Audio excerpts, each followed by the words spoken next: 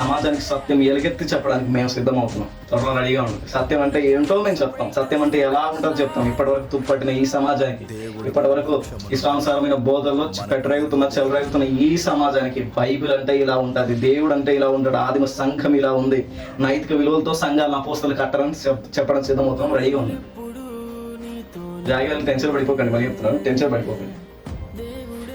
ఆదిమ సంఘ బోధన మళ్ళీ చెప్తున్నాను. అపోస్తలు ఏ బోధన అయితే తెచ్చారో ఆ బోధన తేపోతున్నాను. మళ్ళీ చెప్తున్నాను, ప్రాస్పరిటీ పనికిమాల బోధన అని తేవట్లేదు.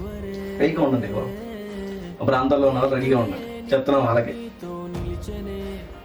సత్యం గురించి ఎలుగెత్తి చెప్పడానికి, సత్యం గురించి వధింపబడ్డానికి మేము వచ్చాం. మేము ఎందుకు పిలువబడ్డామో తెలుసా? క్రీస్తుని గురించి శ్రమ పడ్డానికి మాత్రమే కాదు, క్రీస్తుని గురించి శ్రమ పడ్డానికి మాత్రమే కాదు, హింసను పడ్డానికి మాత్రమే కాదు. ఈ కాలం మట్టుకైతే క్రీస్తు నందు విశ్వసించే వారమైతే మనుషులందరికంటే దౌర్భాగ్యమని ఎంచబడ్డానికి మాత్రమే కాదు, సత్యాన్ని ఎలుగెత్తి చెప్పడానికి, బలి ఎత్తున్నాము, దుర్బోధని దుర్మాడేయడానికి, సమాజాన్ని సరిచేయడానికి, నైతిక విలువలతో దేవుడు అంటే ఇలా ఉంటాడు, దేవుని భయం ఇలా ఉండాలి, సత్యాన్ని ఎలుగెత్తి చెప్పడానికి, దేవుడు మరణమై తిరిగి లేచి సజీవుడికి ఎలాగైతే రాబోతున్నాడు, భయంకరంగా రాబోతున్నాడు, అదే దేవుని ప్రకటించబోతున్నాం.